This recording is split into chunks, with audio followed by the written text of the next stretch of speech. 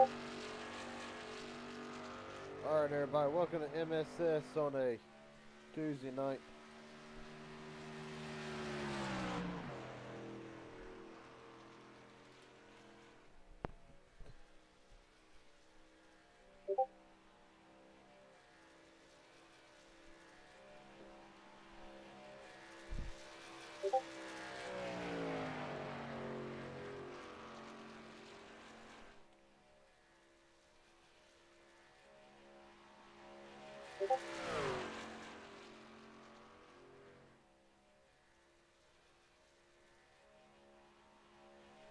Right now, Quentin Standbach is your. Right now, Quentin Y'all make Standbach sure y'all is. get y'all's payments in. There's a few drivers in here not got payments from yet. Y'all please get them in.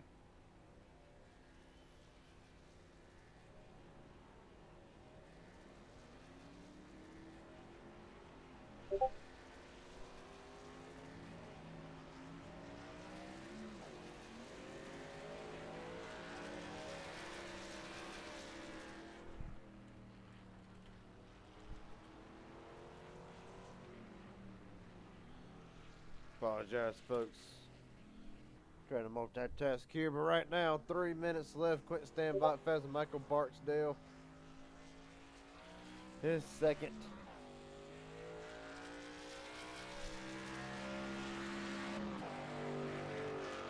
Get my list up here. Mike Barstow third, Jared Hayes in third, Jeff Merrick in fourth, Tim White fifth, Logan York sixth, Steve Sizemore in seventh. They were the only drivers to post a time with just a little under 3 minutes to go. Not quite as big as the field as what we saw the other night, but still pretty much guaranteed to have the same amount of action.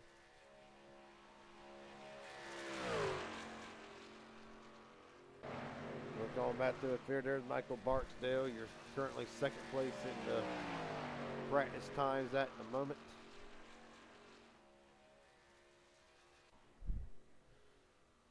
Steve Sizemore in seventh on the pit road.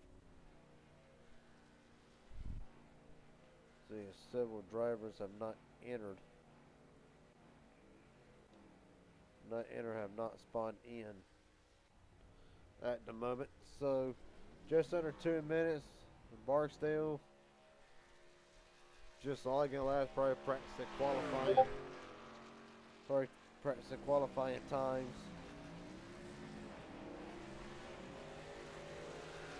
And that's exactly what he's doing, cutting the apex. 54-8. That's what you'll see a lot tonight. Well, what you would normally see in practice is drivers pretty much practicing qualifying and or Hey, make sure you post the the link for that in the broadcast channel in the Discord, please. Yes, sir. Sorry, forgot all about it. No, you good. I appreciate it. Real quick, I got a buddy wanting to join in the booth. He said something. So if he can't make it, it's fine. I'll let him know. Nah, he should be fine now. I think. Yeah, just drag him in. I think you got rights to drag, so. I sent him a link to it, and he said he didn't have permission to it. What was that? I sent him a link to join into it. He said he didn't have permission to. I seen somebody just join a while ago. Yeah, that's probably him.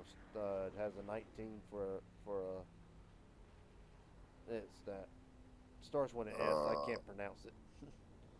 Yes, starts with an S. Yeah, I can't pronounce. It has a 19 for his picture.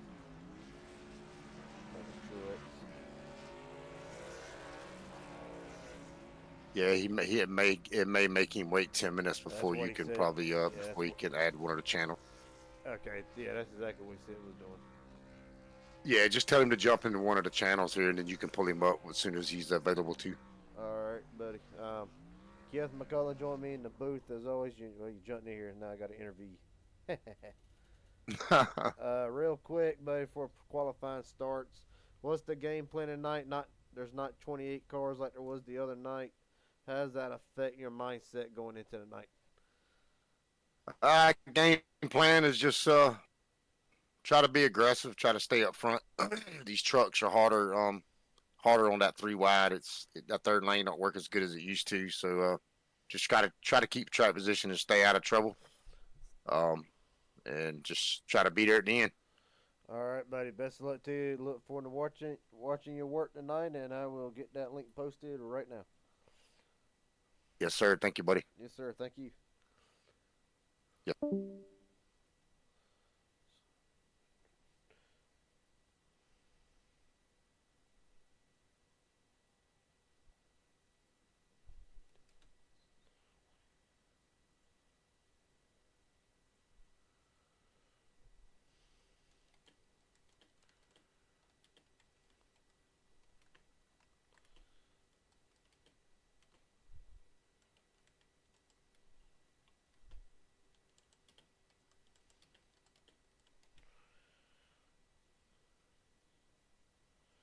So, you just heard Kenneth McCullough in the booth. Sorry about that little technical stuff at the moment. A couple of drivers out on track. However, it's going to be hard to see really who will post the first lap right now. Jeff Merck. I'm assuming this will be the first one to. Man, that's a beautiful truck for the 4th of July week. That was an awesome looking truck. Right behind him, the 239 of Tim White. Followed by them, Quentin Stanbach and Garrett Caswell, who's apparently been on a roll this week. 2 wins already. Looking to make it 3.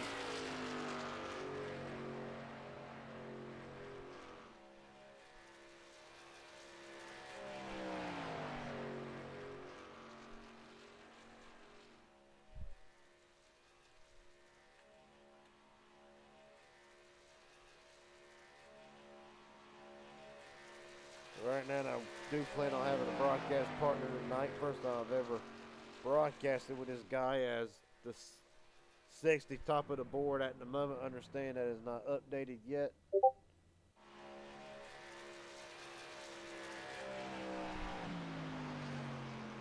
Right now, the 60 top of the board. You look at the gap here. Tim Wright goes in second. Stanbach, Caswell. Stanbach second quickest. Caswell fourth. Nathan Harper taken to the track.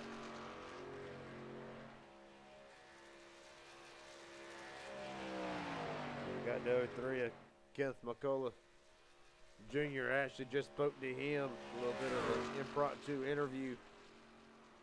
He's coming out for his out lap. Right now, the 7 of Nathan Harper, the 03 of Kenneth McCullough, the 16 of Logan York on track now. Jared Hayes just coming out of the pits. As is Michael Barksdale.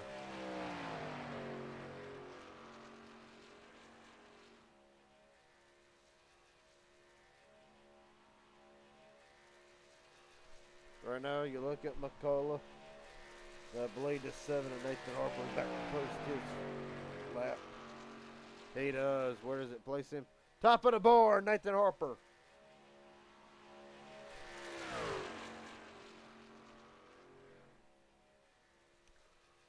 Harper top of the board, Kenneth McCullough Jr. down the front straightaway. Through tri-oval, gonna cut the apex just a little bit, the tri-oval, I should say. Not quite as low to the grass as what some can get, but at the line, does it knock Harper off the pole? It does not. P3. Jared Haynes, let's start his first lap.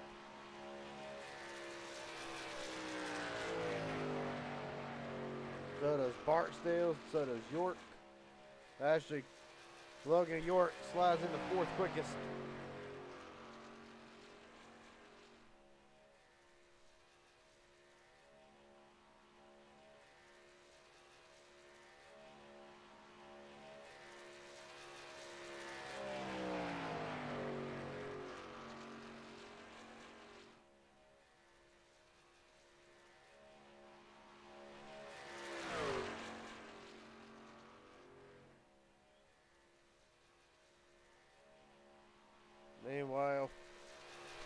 Jared Hayes looking to start his lap. Asher Little's about to start his.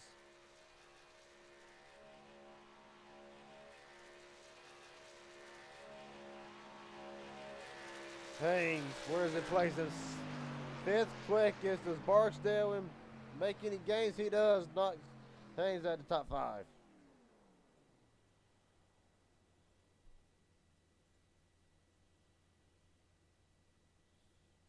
That being said, several more drivers out on track.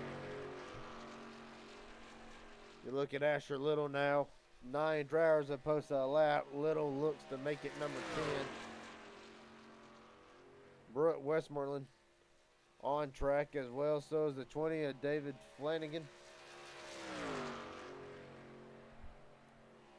Asher Little to cut the trouble. Just over 4 minutes remaining in qualifying. Little, where does he place?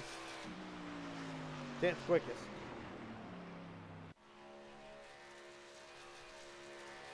Flanagan up to start his. Steve Sizemore posts his lap, 2nd quickest for Sizemore.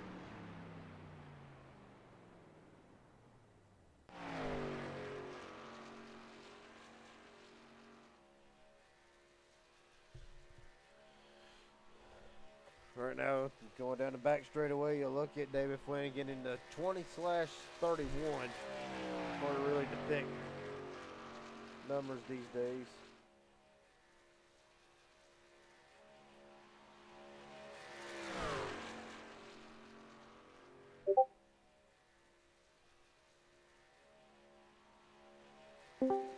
And right now, being joined by my broadcast partner tonight, Hunter Azell. Hunter, how you doing? I'm doing pretty good, man. Ready to see some racing. Yes, sir. Let me go ahead and get that set up for you. Should be able to see it now. Flanagan slides into 6th at the moment. The 4 of Westmoreland, 13th quickest. Right now, several drivers still remaining to post a lap with just under 2.5 minutes. So, Hunter, obviously new to this tonight, but this is all we do is super speedway races here. It's a money race, and best part is we can just sit back and have fun. Ain't got to worry about race controlling or anything like that. Yeah, I mean, it's definitely going to be a different point of view, coming from being a driver to trying to stay out of wrecks and not be a cause of a caution to just watching everything unfold and calling it as it happens. Yes, sir, and of course, Hunter able to join us tonight after ending up out of one race, right in turn 1. But hey, you're getting to hang out with me a little bit more here. We got just under 2 minutes to go in qualifying right now. 89 on track, followed by the 75 of Nick. Yeah, the 75 of Nick. I'm gonna try to pronounce it right. Sipple. I believe that's right. Yeah. I'm going to go ahead and apologize to any of the viewers in advance or those who will be watching later if I mispronounce the names. It's kind of my weak point. I'm sure Hunter is great at calling them. I probably won't be no better, man. Oh, yeah, don't say that. Right now, with just over a minute left, I feel like this is going to be the last 2.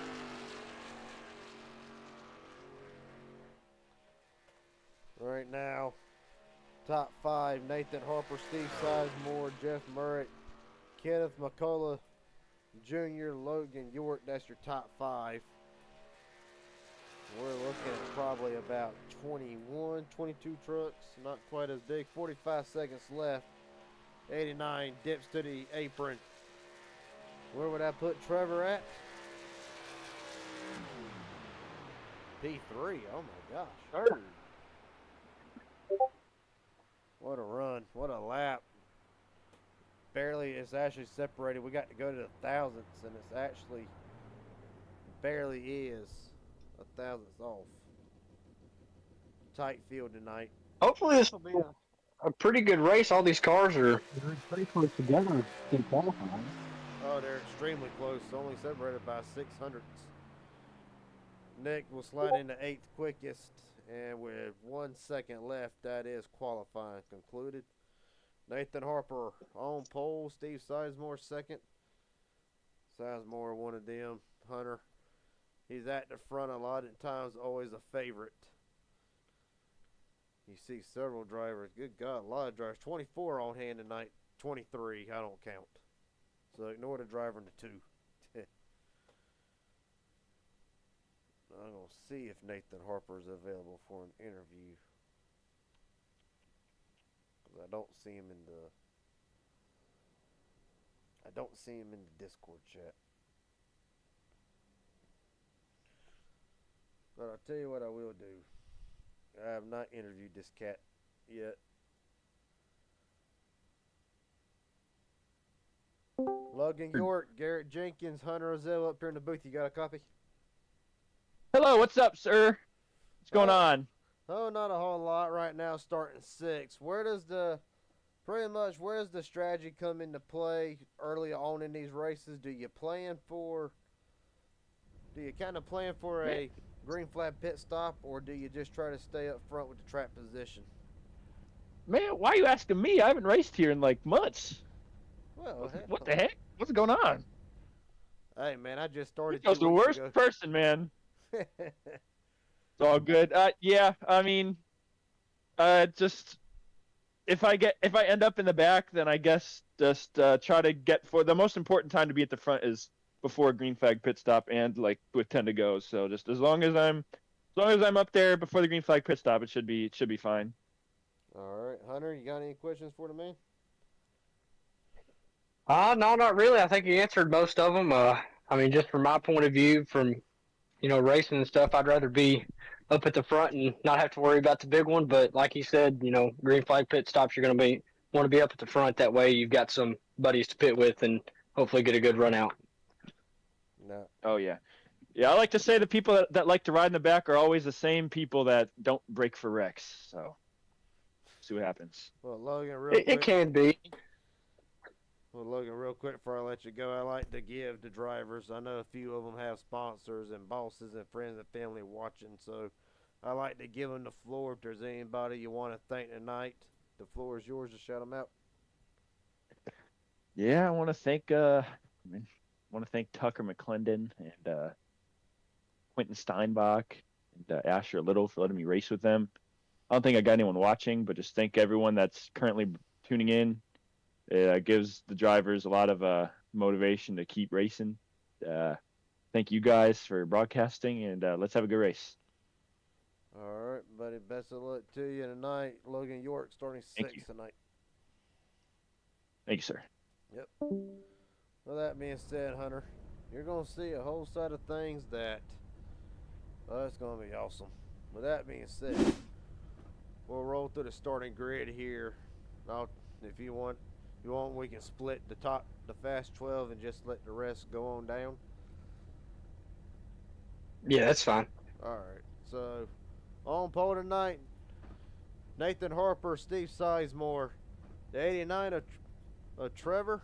I'm not going to try to pronounce that. I'll get clarification on it. Jeff Murray, Kenneth McCullough Jr., and Logan York. That's the top 6.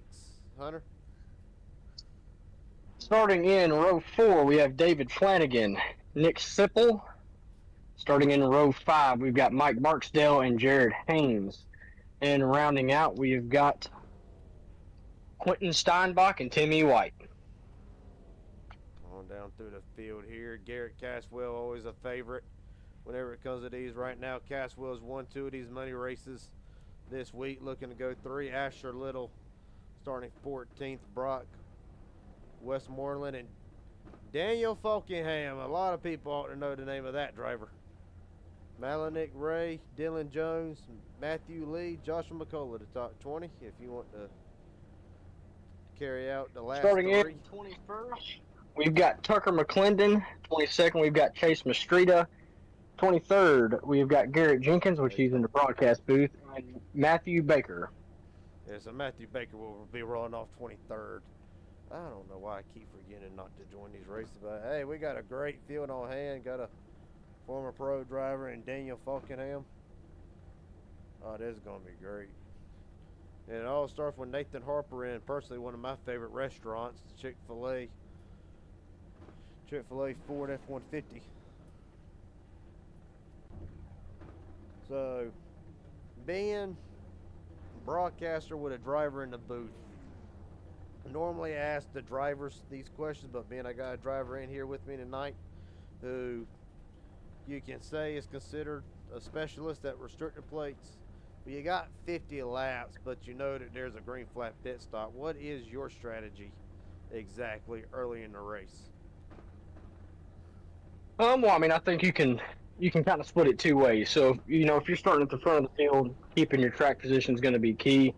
Usually from 10th on back, it's going to be kind of a hornet's nest as far as, out of the gate, guys are going to be jockeying for positions, trying to get up there to the front. I don't think they'll be too aggressive off the start. So hopefully they can get some single file running in, and then towards your green flag pit stops, I think that's where you'll start to see a little bit of a jostling and other lines starting to form, teams coming together and forming, and then I think that's where your strategy is going to play out. I think first part of the race for your green flag pit stop, if you've got track position, that's great. I would try to keep it. Um, but if you're in the back of the pack, I would ride around, save a little bit of fuel, figure out who my friends and enemies are, and then after the green flag pit stops, I think that's where you'll see a lot of strategy come into play. Of course, and right now it's stacked field. One thing to remember in the last few races that's been on the Raging Idiot Racing Network, there has been several incidents coming on the pit road. As a matter of fact, the other night, Sunday night, a massive incident took out several big names coming on the pit road. Hunter Hastings, to name a few. And ultimately, pit road is going to be the biggest thing. What do you think? I don't know if you've raced these trucks, but just racing a car in general, what do you think the biggest issue drivers have pitting during a pack? What do you think can correlate into what causes a caution? I mean, I have raced the trucks. The big thing, I think a lot of guys are going to brake too late, and then they're going to try to make that pit road entry work. They're going to lock the brakes up, which is where you're going to see a big checkup. You're going to see spin outs, and then that's where you get your big cautions and your big pile ups from. I think the key to getting on the pit road and making sure that everybody comes away unscathed. You're going to want to be able to enter as a group. Give everybody room, but you're also going to the key to it is getting out of pit road as a group. That way, you're probably going to have another group out there on the track, or maybe two groups. You're going to want to stay in front of them to keep your track position. So, I mean, the crucial part to it is, making sure that you get on pit road safely, but, you get in a good time, and then getting off is a big key part of that, too. And I couldn't agree more, actually. Now, we got 2 minutes waiting on waiting on about 5 drivers left to grid. So right now, 2.5 minutes, some of these drivers might be waiting just to start from the pits, anticipating an early caution right now, sitting under. So right now, as we wait, again, from the driver's standpoint, what are you doing in the cockpit right now? I mean, right now I'm trying to, figure out, a strategy. I think that all race it's going to be going through, and it's going to be running through their minds. What do I need to do here? Take it one of two ways. You're going to either want to try to figure out how you're going to get to the front as fast as possible, or you're going to be content with riding around at the back. If I'm starting, top 10, I'm going to try to figure out real quick, what line's going to work best, and who my friends and enemies are, because, ultimately at the end of the day, you're going to need a pusher. It's a plate race track, and you're going to need friends to be able to get on and off pit road with. So that's what I would be trying to figure out, just as a driver. Now, it's going to be a lot more fun sitting up here in the broadcast booth and not having to miss mayhem and carnage. Dude, you're going to enjoy it. You're going to have a blast up here. Prepare your eardrums, however. I do tend to get excited when there's a save or a wreck. Just letting you know ahead of time. Minute 9 left, still waiting on 3 drivers to grid. One of them being Kenneth McCullough, starting in the 5th position. You see a blank spot right there. Joshua McCullough as well. Michael Baker, who's starting shotgun at the field tonight. Yeah, it's going to be this league. If it's going to be anything like we saw Sunday night with the Xfinity cars, it's going to be 3 wide right from the get-go. And believe it or not, they made it work for quite a few laps before eventually, there's the caution. It was inevitable. Had a massive wreck with 10 to go. Took out almost half the field. So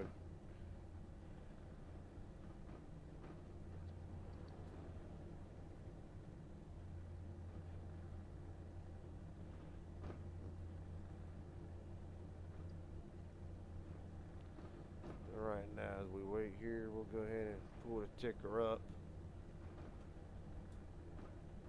As here we go.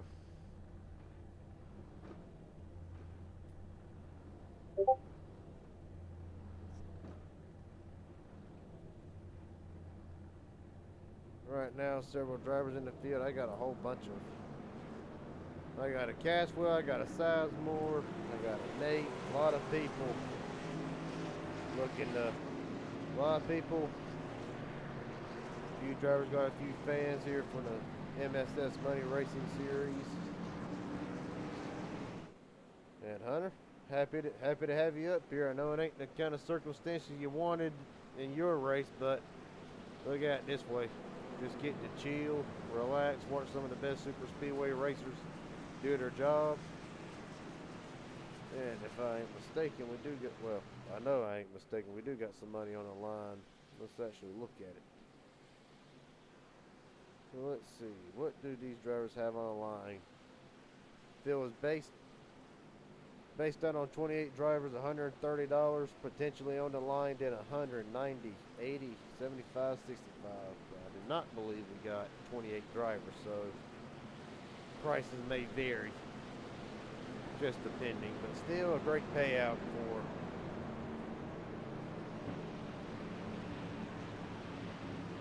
still a lot of great, gonna be a great payout for somebody. Enough to probably put gas in their car. What do you think?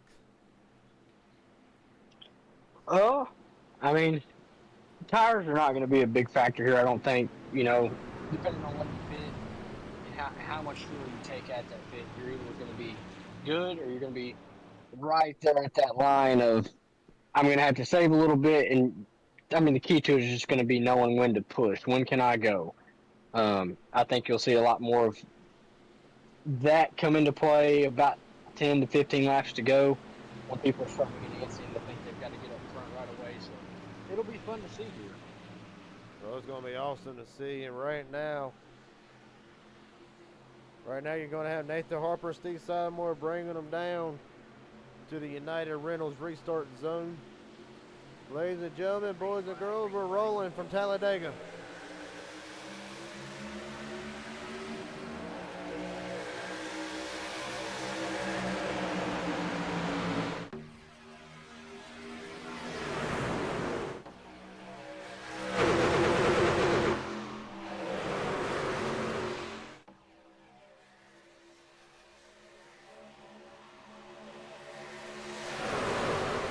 Running back straightaway side by side for the lead. Nathan Harper, Steve Sidemore outside lane gets a better run. Only by a little bit, not enough to complete the pass. And Hunter, if it was you, what lane do you want to be in early? I mean, usually the bottom is going to be the predominant one that people are going to want to run. Harper, black flag. I mean, it just kind of depends. Yeah, I'm going to want to be in the lane that's shaped up the best. Right now, your top 3, 4, and the top lane, top 5, the top lane look like they're formed up a lot better, pushing a lot more aggressively. I think it's took the bottom lane just a little bit more time to get organized, but if the bottom line can get organized, I think they'll be able to hold their own. Hunter, I'm just going to say real fast, your mic's a little wonky. It goes quiet, then it goes loud. Just want to let you know that real quick. But right now, it's a little quiet, but right now, Jeff Murray trying to make something happen. Logan York now on that outside lane, trying to pull the 75 and the 223 and several others up to the front as right now Murray trying to lead his first laps of the night up to the top to cover, leaves the bottom up for Sizemore at the line. Jeff barely. Nathan Harper just returning to the pits after serving his black flag. One can assume he potentially jumped the restart zone. Unclear at the moment. And down the back straightaway, not really a lot of drivers taking it three-wide right now, Hunter. Yeah, I don't think you'll see a lot of three-wide racing right now. You know, it's still real early in the race. Small lap 3. I think as you start to get closer to that green flag pit stop area, get more aggressive and get 3 wide. If it's like any races that I've been in, the very top lane might form and might not. So it's going to be a gamble if anybody decides to go up there. Contact! Keep it straight already.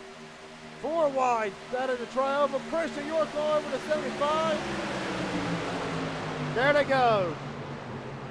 And they're wrecking.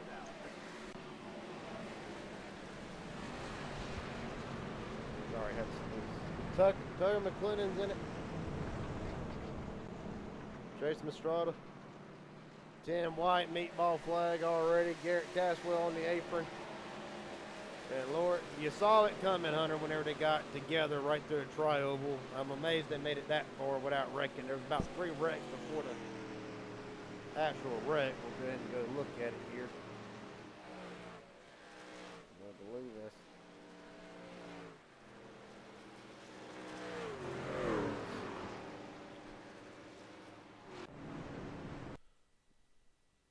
Back it up here. We'll try to get a quick replay. So I know this starts with Christian York somewhere. Off of turn 4. This looks like you got a bad start. If not, it starts with Sizemore, but yeah, the bad push. Sends Sizemore up the track. From there, York down into the 75. And really, they just eventually ran out of real estate. Yeah, the key to these trucks, it's so critical to be perfectly centered with the back end of that truck just a little bit off. These trucks are really finicky, and you're going to spin out or you're going to send somebody into the wall, and we get what just happened there. Take another look at it from another angle here. This will be with the 13 actually. So he's way back there. He isn't even involved in it, so doesn't even know what's going on at the moment. And then from there, just as quickly as it starts, already in it. Virtually came out kind of unscathed, I would think. Yeah, there just wasn't much you could do there. From a driver's standpoint, if it was me, I like running the bottom.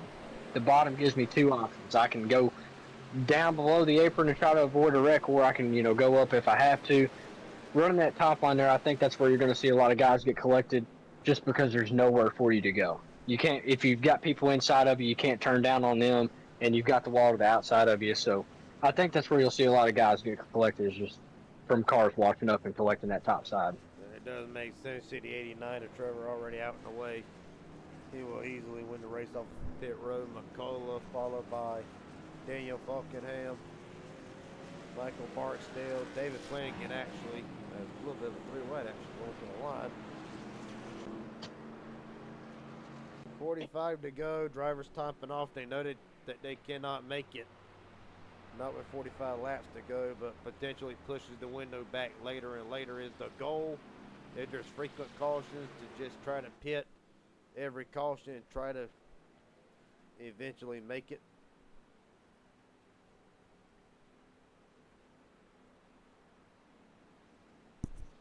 Hunter, you got a copy? Yeah, go ahead. The question was frequent cautions, early cautions like this, is the strategy really to try to push the pit every time and try to push it as far back as you can so you ain't got the pit as early, or potentially try to push it back later into the race? Like, what's the goal? Numerous drivers pitting early like that. I think it really all starts with the guy who's leading the race. He's going to set the tempo for what goes on pit road. If I'm leading and I feel like I probably have a good enough car to win, I'm probably going to pit. I'd rather go ahead and top off, get a little bit extra fuel. But it also, I think it's going to play into the strategy of how far along are we in the race. We know they have to pit again. We know they can't make it on fuel. If you have a little bit of extra fuel, that's just that much longer that you can go. I definitely wouldn't want to be the only guy to stay out because that means I can't go as long as these other guys. If it's like any other plate racetrack, cautions breed cautions. It's the way it is. There's no way around it. So if you get a couple cautions within 5 to 10 laps of each other, I think that's going to shake strategies up a bit. Obviously, if you have everybody pitting as one big group, chances are they're all on the same strategy. But I would pit here. I would take a little bit of extra fuel just for peace of mind. And, really it's going to be following the leader. I don't want to be the only one left out, but I also don't want to be the only one to pit and surrender my position. Several drivers actually, as you said that, did take a piss. Daniel Funkingham, Malik Ray, Asher Little, Dylan Jones, and several others on pit road now, some which was in the top 10. With that being said, the 89 and Trevor still maintains first, McKelvin McCullough second, Michael Barksdale third, Quentin Stenbach fourth, David Flanagan. That will round out your top 5 coming to this restart, which will be going back to green. 43 to go. Perhaps, maybe we try to settle in, understand like a bad push, perhaps triggered that incident, but at some point, does people just decide it's better to ride than to try to push somebody out ahead, or are they thinking going to be 43 laps? It's time to start making moves if we're in the back. I mean, I think you're going to see guys that are going to be racing on all different levels of intensity. If it's me, I can't win it on the first lap, and I can't win it, 10 laps in. I can only win it on the last lap. And I'm going to want to do everything I can to put myself in a good enough position to make that happen. If I wreck myself out 5 laps in, I can't. But at what point do you decide to really start making them moves towards the front about positioning yourself? Is it 5 to go? Is it 10 to go? Me personally, I want to be up front with about 10 to 12 to go. Because you're going to have wrecks towards the end of a race, and it's just going to amplify in intensity from there. Guys are going to get impatient. They're not going to know when to make their moves, or they're just going to be really aggressive. They're going to give guys bad pushes, and you're going to get what happened there. Or, you could be at the back and get caught up in a caution. So I'm going to want to be at the front with about 10 to 12 to go as we're going back green here. Yes, sir, Trevor. Trevor bringing them down to the restart zone. We are rolling the outside lane. Not a great start at all. Side by side, that's going to get the 89. About as good as a jump as anybody could ask for. Easily going to go up and try to block the 03, which he does. And now he really can utilize the outside lane. You'll see all night tonight, Hunter and folks, the outside lane is going to get a great run off of 2. Matter of fact, we can see how great it is. Got in the back straight lane now, and here comes McCullough with Flanagan. Right now, though, it seems to really just stall out. Well, as I say that, McCullough's still clear. He'll take it. McCullough has not led a lap officially tonight. This is the first time I think he's been at the front since this race started. 43 to go, going to be 42. Here goes the outside run. I'm really excited to see what this 7 car is going to do. We know he's got a super fast car. Yeah,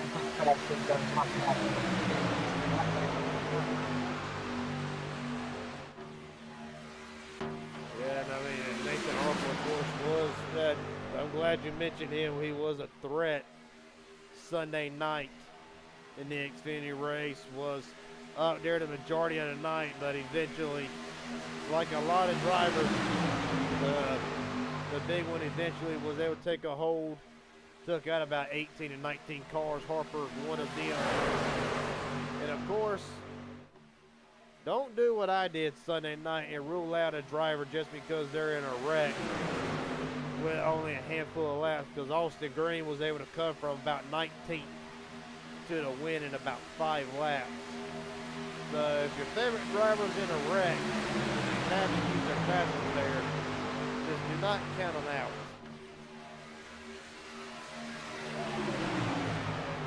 Right now, David Flanagan holding the charge, trying to hold Kenneth McCullough back behind him and Nathan Harper. There you see Flanagan up to cover both lanes, really utilizing the lane control. And obviously, Hunter, it looks important, but exactly how important is it to try to have lane control? I mean, for me personally, if I've got somebody behind me that's a good pusher, and I'm not worried about getting back to the front, I'd let them have it. It's still early in the race. We're 10 laps in, coming to 11. It's still really early. Now, if you're wanting to be aggressive and you're wanting to lead lap, you know, if you're these guys I would want to maintain the lead as much as possible. But with it being this early, I would just stick where I would ride. I wouldn't be going into aggressive laps. I would just be content to ride around. And I think I've actually got something mixed up here on the thing. So, oh, I've seen that where everybody's upset over. My bad. Got to make an adjustment here. We've got 3 cars here trying to try this top side. I'm just wondering if anybody else will hop up there and help them out, man. We got a Ford.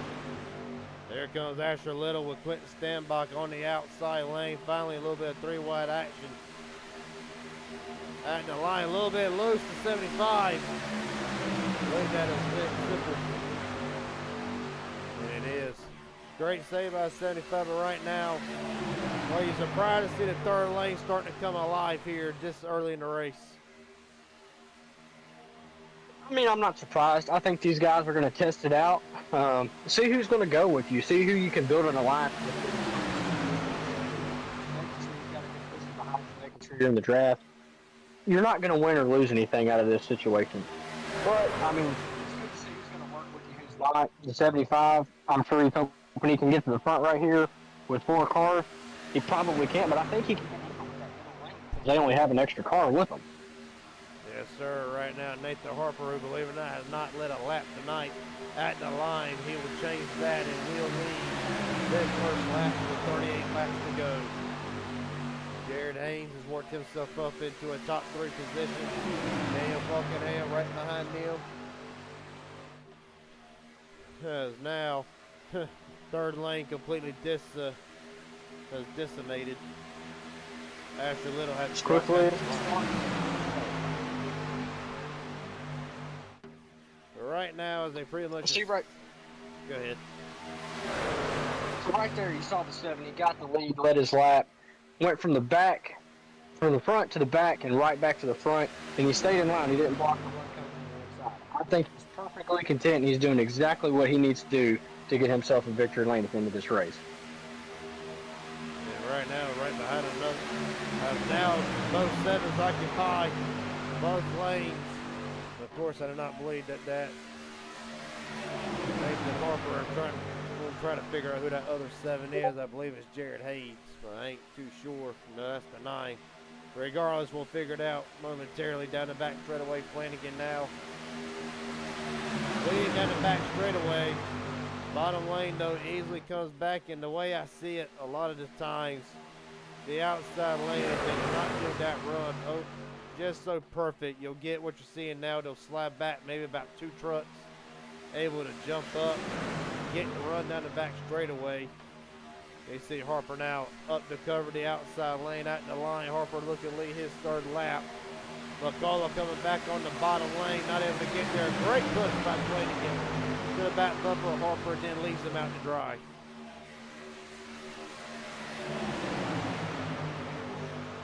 Right now, outside lane starting to form back up. You got Brock, Westmoreland, and then 75 Nick Sipple up on the outside lane. Again, testing the waters, perhaps trying to see a little bit of a. Felt like they were about to wreck right there, but it kept on straight. Again, right now, is this pretty much. So right now, you're just trying to find your allies pretty much and see who's willing to go with you, who's willing to lead a line, as they are 3 wide for second on back. Right now,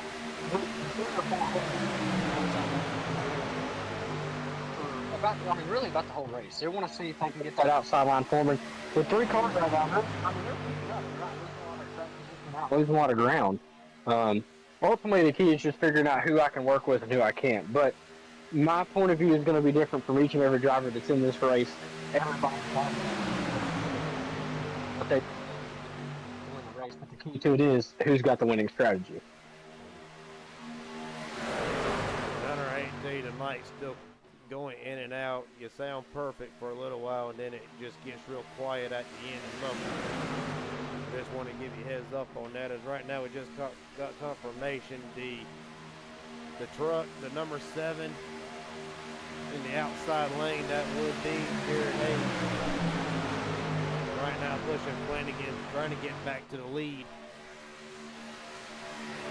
Hayes has not led officially tonight, has not led a lap, but has been one of the ones up at the front as Harper continues to utilize the lane control. Right now, if he can hang on to it for another half lap, he will officially start to claim the most laps led.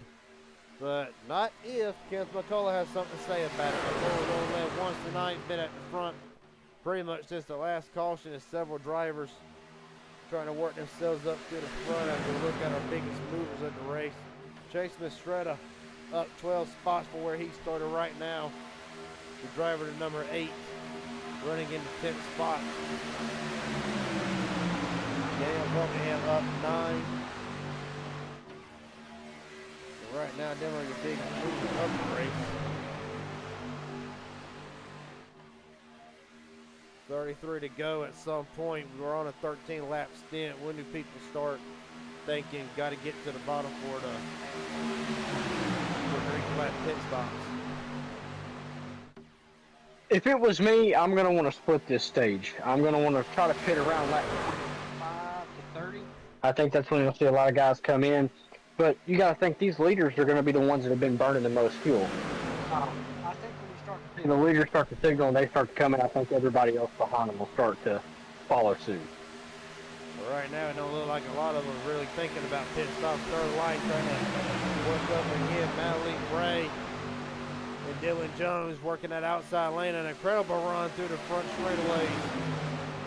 And right now, as you see, Hayes now drops to the bottom, leaves Flanagan in the middle. But right now, a great run by the third lane with just 2 trucks, make it 4, as Matthew Lee's trying to work himself into the pit. Very far outside lanes needs to suck down on the doors of that middle lane and side draft as much as possible to maintain some track. They can't make it with 3 cars. Now you see it right now. Whoo, that was close between Ray, slide down in front of 75. Right now, Flanagan to the front. Here comes Daniel Fulkenham trying to pull that middle lane up as the third lane quickly disappears about as quick as it forms up.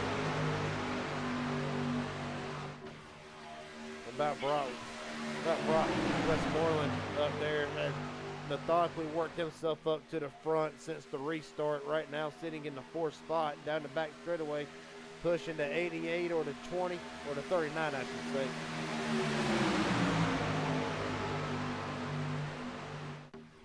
Morrison, I apologize for the confusion as some names and some numbers don't match up to the trucks you see on the track. Bit of iRacing's way to do it, as here comes Flanagan. Here's the first round of green flat pit stops. Locking up. They're wrecking in the back.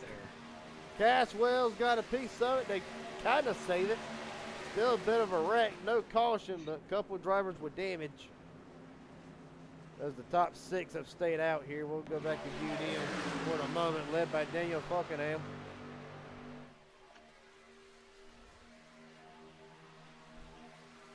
And perhaps this is... Like Go ahead.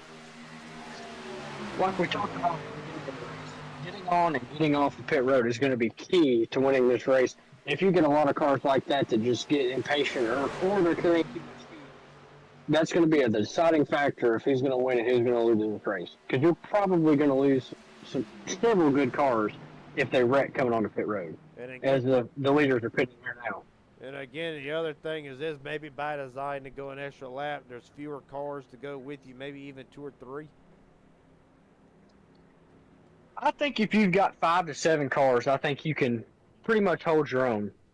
You know, coming off a pit road, you have a big group like we saw there, they're predominantly going to carry the most speed, and they're probably going to be able to get around you.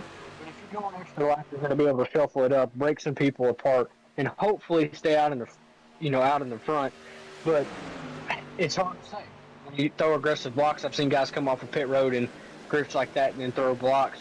And sometimes it works out, sometimes it don't. We're just going to have to see how that plays out for them. Speeding police is going to be in effect stronger during the 4th of July weekend. It's no different here at Talladega. 3 penalties on pit road. Tugger McLennan, Jeff Murrick, Nick Sipple. All too fast entering on pit road. Sipple was with the first wave, and then the other ones just as well. And now another black flag. Dylan Jones, black flag.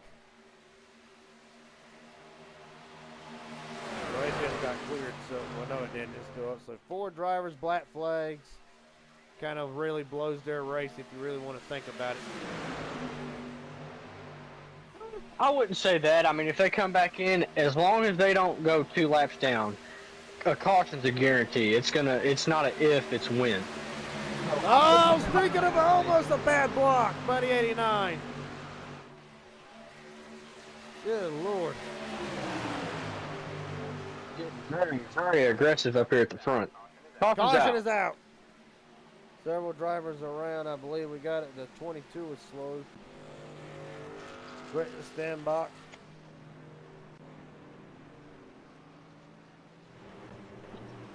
Unsure. We caught it late on the track map. Had to see what happens. Let's go ahead and just try to find it. So what happened? Okay, well, I think I found it.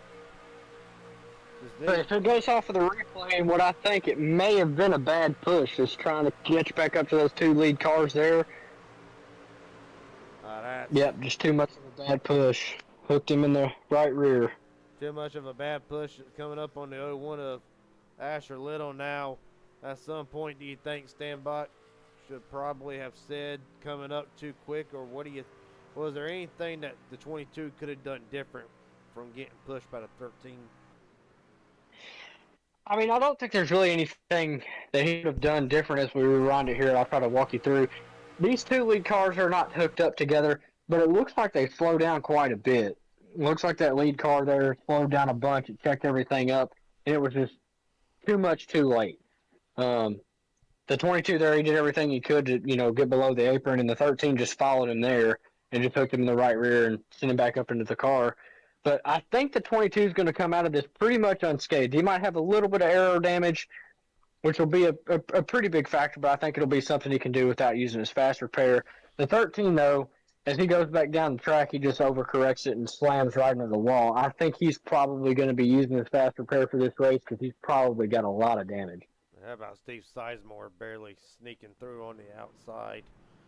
Just barely to miss that scrap. Right now, all the leaders coming in with 27 to go. Going to be 26 at the line. Is this something that... Well, let's actually see. They all started pitting. We actually got a fancy pit strategy stint here. So they all started pitting at around 15 laps. Of course, fuel is reduced. So, not quite perhaps able to... So maybe not quite able to stretch it, but are they all pretty much banking on another yellow to maybe top off and try to stretch it into that range? I think so. On this pit stop, I would personally take tires. We're midway point through the race. I'm going to change my tires out. If I surrender a little bit of track position, it is what it is. I think, me personally, I think I can make it back up. We're going to have more cautions. But the next thing that you got to take into effect is the leaders. They're going to set the tone for the field. If they're saving, the field's going to save. If you've got a couple guys that think they can make it, they're going to be more aggressive. Obviously, we can't make it to the end here, so I think everybody's banking on another caution. But from my point of view, I'd rather go ahead and take tires, get me a fresh set on there, and then worry about that last pit stop to where I'm gas and go. So we can't get away with Quentin Stenbach real quick. Quentin Stenbach, Garrett Jenkins, Hunter Rozelle up here in the booth. You got a copy? Yeah, about you. How's it going? Yeah, well, our lives going a little bit better for us than what it is for you right now. Can you walk us through what you feel like happened to cause that. We saw in the replay, you got a humongous run out of trouble on the 0-1 of Hunter. And just, was there anything you felt like you maybe could have done different, or was it just too little too late? Yeah, what really happened, I was gonna pick up my teammate Asher there. He was telling me to pick him up, but it was just way too late when it called out, and I should have just gone by, is honestly what happened. Well, buddy, Hunter had mentioned that did not look like it was fast repair needable. Is there any damage to the truck that you think is going to prevent you from getting back up there to the front? Nope, I only had like 40-some seconds of damage. I don't know about the other guys. It doesn't sound like a whole lot, but I didn't have to use my fast repair, so we're sitting pretty good at the moment. Just try to work my way back up. I think I'm going to get an EOL here. All right, buddy. Well, we're going to So drop Quentin, it. how are these cars handling? How are the cars handling? What are you feeling from other drivers? Are they being super aggressive, or are they just kind of being content with riding in line? It started off pretty aggressive there. The trucks, as you start driving them, they're starting to get a little slidey. It must be a hot track. So yeah, it's a little squirrely up there, both in the bottom and the top line, but I kind of prefer that top line at the moment. You get a little more space. All right, buddy. But yeah. Well, we'll go ahead and drop you on back down. Get ready for the restart here. Sounds good, thank you. Yep.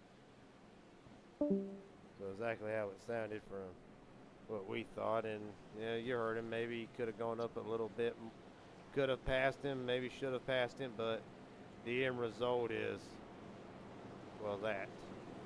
Under caution for the second time tonight. Been a fairly clean race for the most part, other than a little bit of a pit road incident.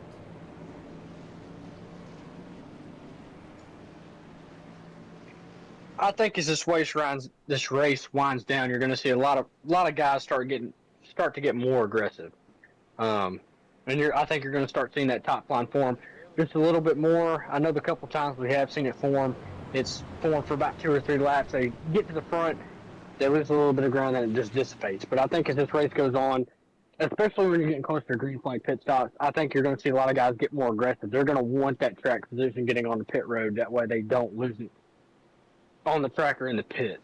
So I think as this race starts to wind down, we're going to start seeing a lot more aggressive blocking and, trying to fill holes that may not be there. So we'll see how it goes, but I think we're going to have a couple more cautions for the end of this. Just approaching halfway, going to be 24 whenever they retake the green here. Nathan Harper bringing them down. And of course Harper kind of got bit right on the start of the race. Had to serve a black flag. Gonna see how he handles it this time. So far, so good. Side by side, back going down into turn number 1. Good restart for that outside lane. They're even going into 1 there. There. Of course, well, you know how David Flanagan, he's been pushing. Been one of the best pushers all night tonight. Garrett Caswell in that second line, third car in line. Finally worked himself up through the field. Been hanging around the lower half of the top 10 all night, but now perhaps putting himself in position with 24 to go. Asher Little trying to make that third line happen. Little not wanting to wait. Ready to go. He'll drop back in behind Steve Sizemore. Dead heat off of 4. Outside lane with one of the best runs at the line. Trevor will lead his 8th lap of the race. 23 to go. You've already seen. Oh, bit of a big wiggle at the 89 to keep it straight. Good God. Anyway, and that opens the door great for Caswell. As I say that, 89, bit of one of them another late pushes or aggressive blocks, I should say. Really is going to hurt the 17 now. And darn, about time I started talking good about him. He starts going out there. Looks like he tapped the car. A little bit, and a great save by Caswell, but unfortunately for the driver of 17, he's going to fall all the way well outside the top 10. Side by side, Nathan Harper's led 10 laps tonight, most of any driver at the line. He will actually not lead this lap, get him to the 89. 22 to go, the intensity's starting to pick up maybe a little bit, would you say? Yeah, I think as we see this race wind down, like I've said, the intensity is going to pick up. The big thing is just don't throw a bad block. Don't put somebody in a predicament. As we see the car jump out there on the high side. You're gonna drop. It's like a vacuum cleaner. It's gonna suck out to the back. If that was me, I'm gonna be perfect. There was a big God wiggle almighty. there. Hang on to it, Trevor. Falkenham utilizes that run up to the lead, actually getting pushed by the one of Chase Mistretta. Down to the bottom, Malik Ray's worked himself up back into the top 5. Falkenham at the line, leads his 3rd lap of the race. What a save by 2 saves in the last 3 laps. Right now you reckon drivers starting to push harder than what they normally are? I mean, you've already alluded the intensity's picking up now, but right now, 21 to go, I would think maybe it's a little early to really be taking gambles and pushes like that. Well, right now, from a driver's perspective, I'm going to want to put myself in a position to win. These guys are being really, really aggressive. And most of the time, off a restart, about the first 5 to 6 laps, you're going to get that aggressive racing. See what track position you can gain. What line's forming right now? It's kind of a hit and miss. I mean, the top line comes up for a little bit.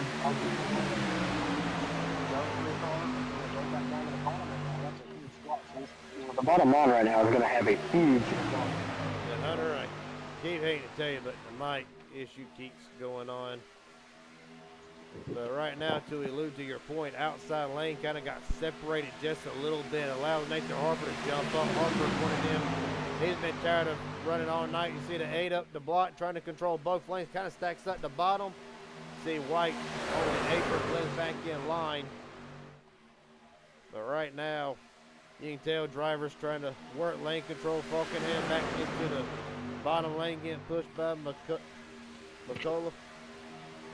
And right now, 19 to go. You still got to think pit stops right now.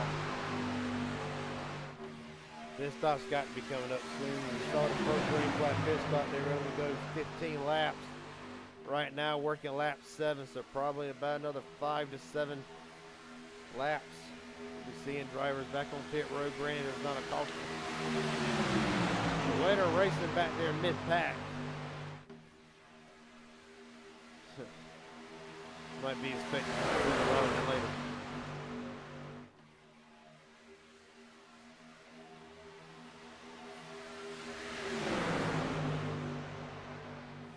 Number 18 to go. It's never too late to try to predict the winner of tonight's race. And right now you got 19 on the lead lap from Harper down to Stenbach. If anybody wants to post their early race picks, you can do it in the comment section below. Right now, though, Hunter, I'd say I got to go with Harper on this. The guy's been at he had a little mishap right at the start of the race with a black flag on the initial start, but ever since then, he's worked himself back up. Right now, controlling the lanes about as pretty as you please. I got to go with driver number 7. Yeah, he's had a super fast car. I mean, he started up front, served his black flag there, and worked his way back from the back. And went a lap down, got his lap back, and has worked his way back to the front. So he's got a super fast car. As we see, some 2 cars there try to get that very top line working, and they're getting a pretty good run. They get an awesome run, but then again, you see it about quickly as it comes and stalls out. Really, the way it looks as, well, I was about to say the middle line, normally about the best way around this track, but see the 8 of Mistretta up there to cover the 7 of Harper. Kind of really hurts the bottom lane just a little bit, but they're able to gain it back up in entry as Mistretta now covering both lanes, trying to keep everybody behind him. Driver that number 8 has only led 2 laps, going to make it 3 here at the line with 17 to go, doing everything he can to keep the pack behind him at the line. Mastretta leads his third lap of the race. Nathan Harper goes to post at 12 tonight. With 16 to go. No quitting the Chick-fil-A Ford. Then you got a lot of drivers back there that's hungry. Some's been waiting. Steve Sizemore's had a quiet night. He's finally worked himself up to black, and the mainly black, but green number 8 right there, fourth corner in line.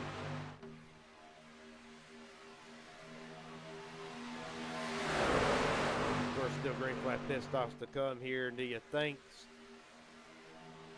some of the drivers, you think they've kind of took the first green flag pit stop, wrote it down as a middle notice? Harper, a little bit of a push from the 8, puts Harper in the middle line, and Ashley's going to get put in the sucker hole.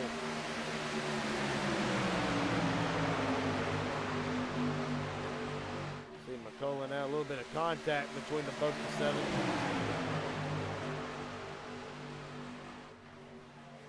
Three wide for the moment, down the back straightaway, third line trying to make something happen right now.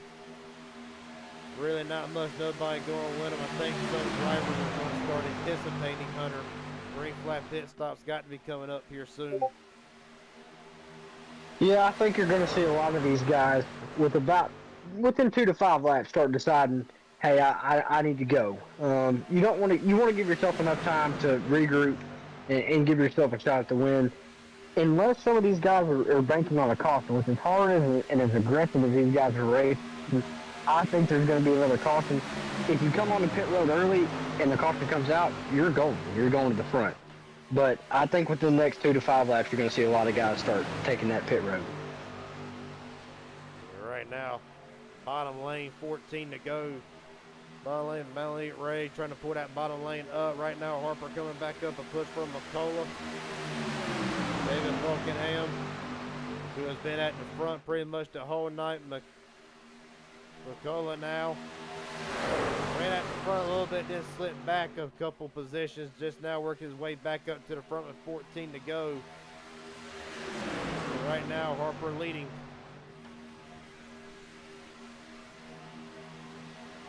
Pretty much right now. Go ahead. I personally think Harper's the one to beat.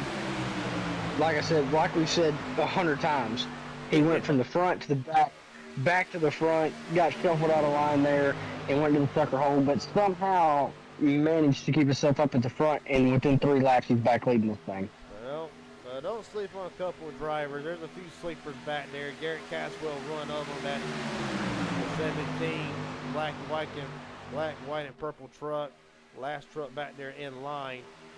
He's one of them. He'll go up at the end. Steve Sizemore can never count him out. This race is not over with 13 to go. A lot of sleepers right now. The biggest movers as of right now from where they started. We're going to run through them again. Melanie Ray up 16. Rachel Strutta 16. Strutta McGlinnan up 16. Drivers who start in the back starting to come to the front. Right now, the first time I ever broadcasted this league, Ray ended up winning. Right now in a great position to do that. You see Harper trying to get under him. Not able to move him up out of line. They see Sizemore on the apron. Out of wrecking. Oh, they're ring.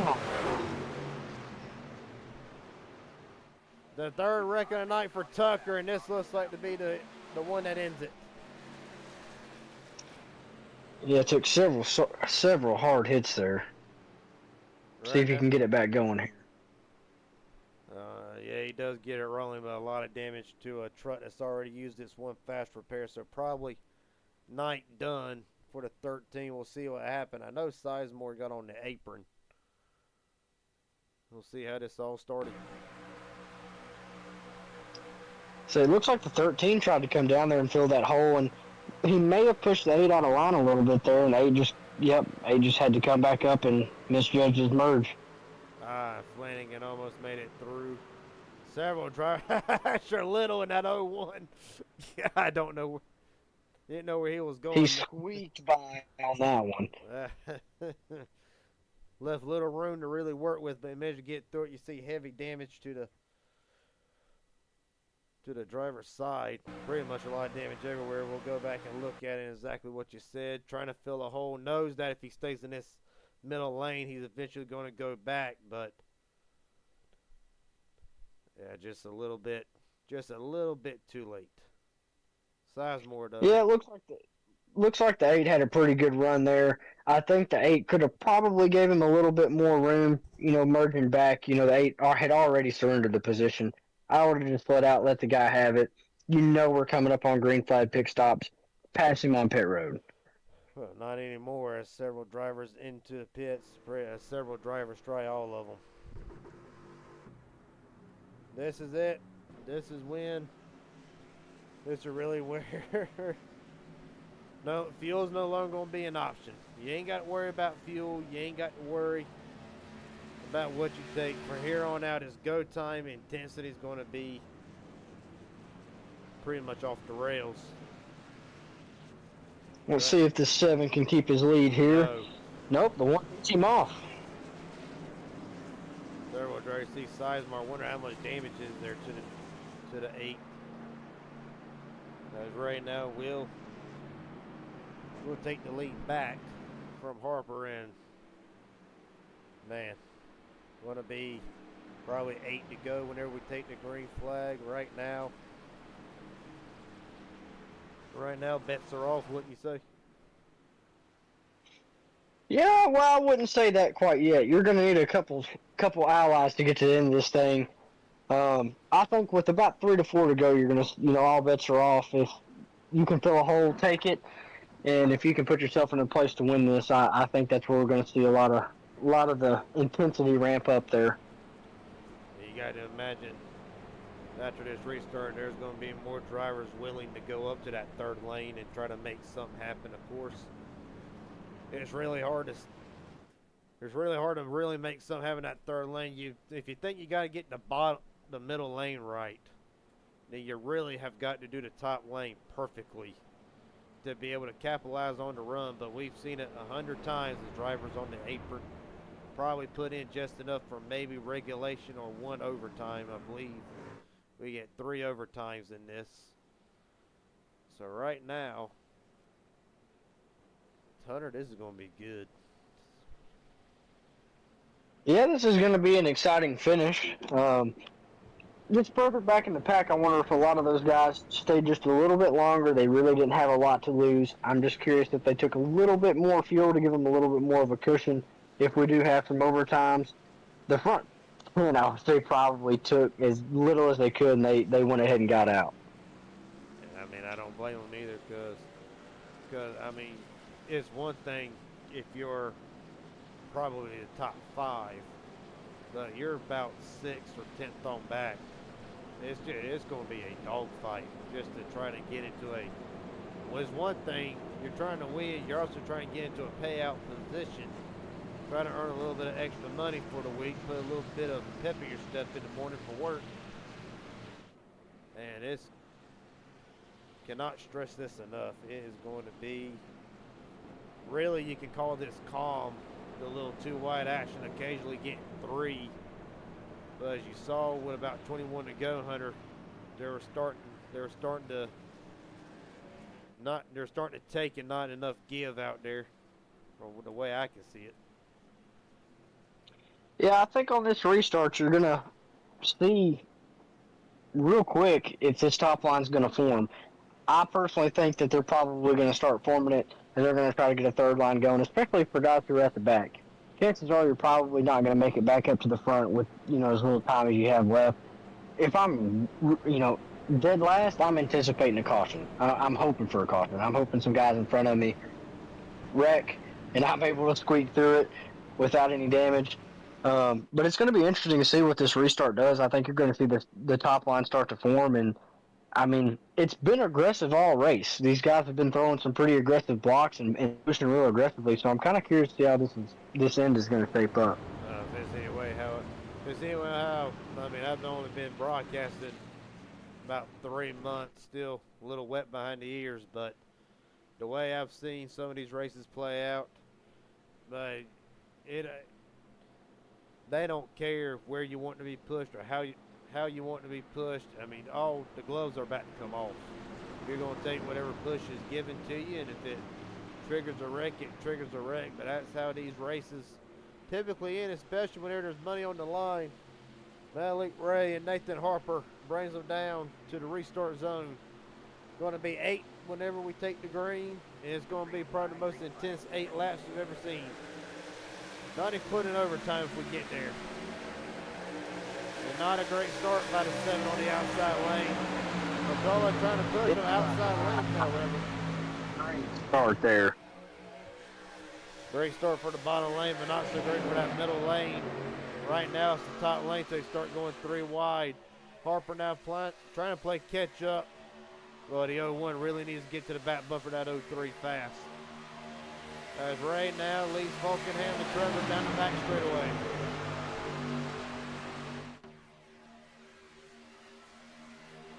Really, even now, that outside lane, not all that organized, even now.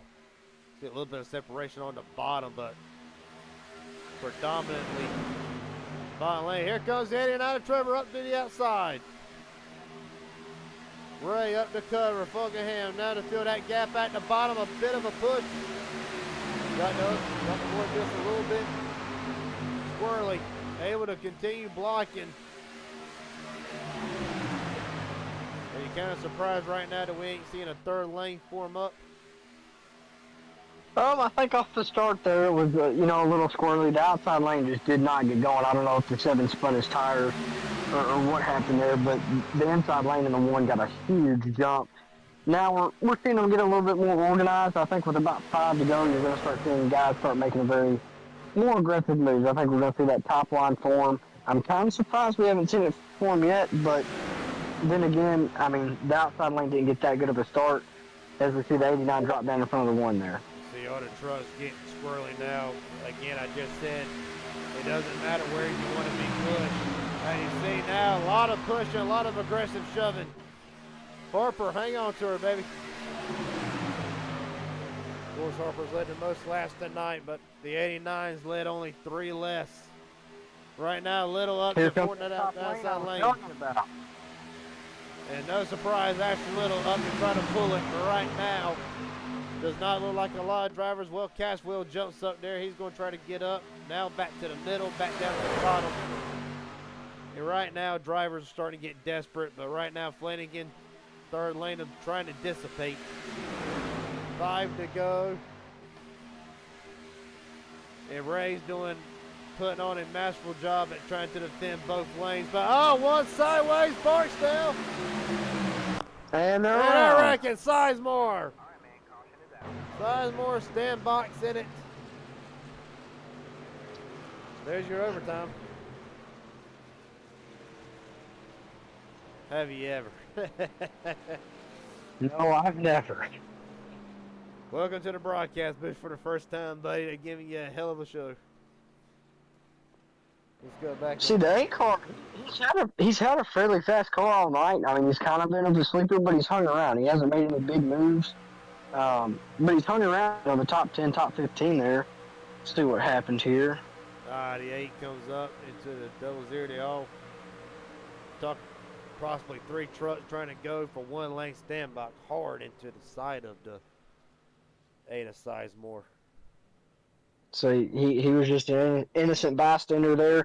It's good for the 22 that he didn't use his fast repair on that first incident that he was caught up in, because he's probably going to need it now. Looks like we just ran out of real estate and got a little loose there getting into the tri-oval.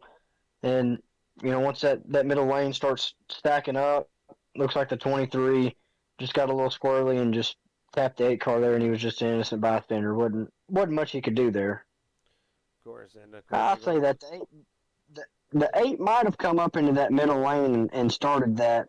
Yeah. But then you see the car in front of him there, ease back up, bounce off. When that happens, it's just a pinball machine. There's really not much you can do. You just got to hope you can, if you're the driver that's wrecking, save it, or, get through it. Just the 8 car was just an innocent bystander. There wasn't nowhere for him to go. Yeah, and I mean, of course, stand by, but Caswell sneaking through on the bottom. Jones will really come out of this not as much damage as what It's what one would think. Standbike, however, that car's definitely going to be aerodynamically challenged. So will be the 15 or the 8 of Sizemore. Well, the 22, he should still have his fast repair, so I'm sure he's banking on that. Hopefully he does, because, I mean, he's had a fast car. He's kind of stayed around the back all night, but it's playing it smart. Cautions breed cautions. I think that we're going to see another caution before this thing's over with. Oh, shoot. I mean, it's going to be, I believe we get 3 attempts at this. 3? Yeah, 3 attempts. So, yeah, this thing is not going to be over with. This will be the first. Yeah, buddy, oh, buddy. Right now, 15 cars on track. Several more in the pits. Obviously, you see it at the bottom. But all in all, despite a few incidents, I believe the 75 finally gets his lap back. So that being said, there will be 20 cars on the lead lap, 20 cars to potentially settle this out. Logan York's the only retiree of the race. Joshua McCullough nor Matthew Baker did not start tonight's race. See, right now I'm not sure what the strategy is for the one and all them being this far on the apron, but I'm sure something strategic. Saving fuel. More than likely. So the lower you can run on that apron, shorter way around the track, but you can also carry your speed a little bit better. It's not as bumpy as what the track is. You can, and you're not going to have to worry about running in the front of anybody. You can save as much fuel as possible. I think a lot of these cars may have took just enough fuel to get through one green, white checkered and not two. So I think if we have another one, we're going to see a lot of people come to pit road. And then you got to think about it then as you're one that's like Quentin Standbach or Steve Sizemore. I mean, both have just used their fast repairs, but they possibly went ahead and took that extra fuel anyway. So if it's true that these drivers have not saved for more than one green, white checkered attempt, do not count out Sizemore and do not count out Stenbach. I don't think anybody at the front has saved enough. They've been super aggressive. I know the 1 and the 7 have been pushing really hard, but the 7 did get out just a little bit later than the 1, lost a couple positions. He may have took just a little bit more gas than what everybody else did, which may be why he hasn't dipped down below the apron there to try to save a little bit. He may be good.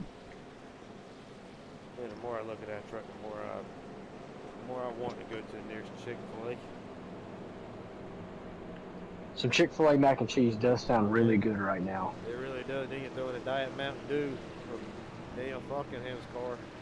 Good Lord have mercy.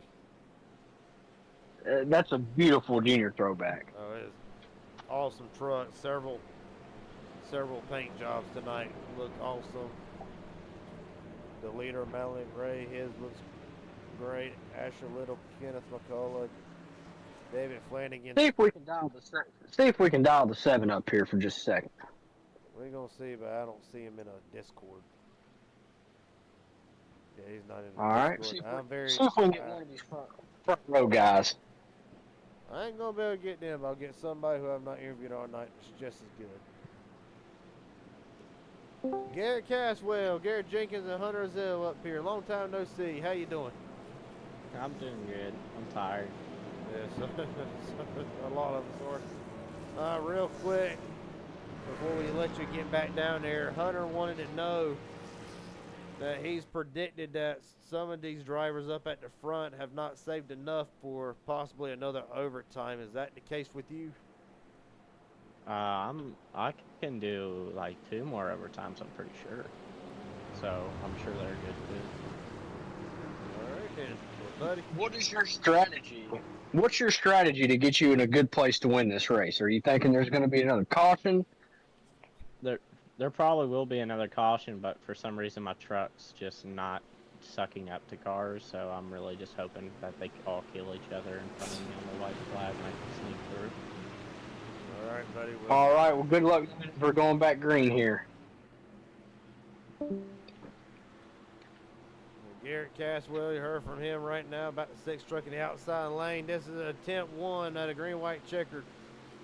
Ray Harper bringing them down. We're rolling. The inside line got a great restart there again too. Second down the road, Harper's not being able to really get going here. Now Falkenham and Little can hurry up as a lot of drivers ditching that bottom lane. See Haynes immediately jumped up, Ray up to jump up. But Ray's probably anticipating the run that this outside lane's going to get down the back straightaway. I'm really surprised we haven't seen a third line form here. I don't know if these guys are content or if they're anticipating another wreck, but if it was me, I'm back in the pack. I'm going to try to get that third line going and see if I can get up to the front and win this thing. Oh, believe me, in about another mile and a half, buddy, all bets are off. See right now, Ray doing an awesome job at blocking Little. They thought about making that third lane. Little shut them down, though, just a little bit. No pun intended, by the way. 3 wide. Flanagan stuck on the outside lane. Nobody going west. Flanagan ran way wide. By the way, white flag. In case The key to the win here is that if this 7 car wants to win, he's got to side draft as much as he can going down the back, and he's got to be even with him going into 3, which I think he will be that. Look at Little. Little getting shoved way wide. Going to get shuffled out. Nobody goes with him. Really kind of, oh, Little's getting turned hard into the wall. Several drivers upside down. One on their lid at the line. Harper, does he got anything left? Does Falkhead got anything left? Harper sideways at the line. One car wins it. What a race. And they're still wrecking. And they're wrecking again. Who needs them? Who needs them trucks? We got one anymore? car over on the left. Good Lord. We got parts flying. I see the 13 car's hood there. Ain't no telling what else has been dropped out. Well, that was a great race. The one car hung around front all night, was able to capitalize on it. I'm really surprised though there at the end you didn't see that third line form. I don't know why these guys weren't as aggressive, especially with 2 to go. All bets are off. There's no longer, a friend or an enemy. It's every man for himself. Let's look back at it here. I know Asher Little was the first one to get turned while we wait for drivers to populate into the interview waiting room here. Let's see if I can find him. So there's Little. We're going to go on the far chase camera here. So it looks like the 7 and the 1 are pretty even, maybe a quarter length off going into the third turn there, but I think with this wreck, it really killed that outside line's momentum. They lost a lot of guys, which I think that's why you saw that inside line prevail and ultimately the one win the race. Meanwhile,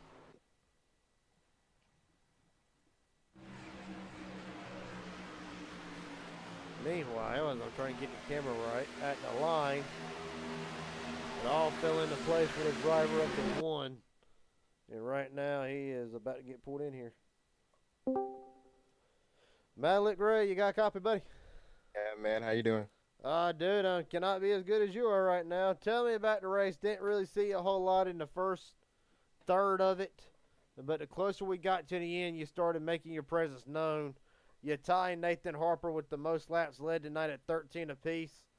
Tell me, what was the mentality? What was the mindset going into the night? And eventually, how'd you decide to work your way up through the field to get the win tonight?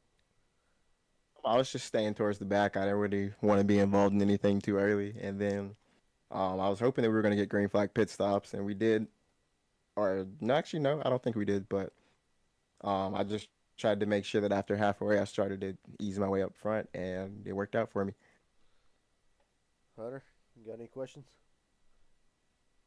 Great. I mean, I don't have anything for him. He played the race to a T. Great win. I don't think I could have done it any better myself. How aggressive were guys being early, and what did you do to really set yourself out on that last restart? Because the inside line got 2 huge jumps on those last 2 restarts, and that's really what sets you out, in front of everybody else.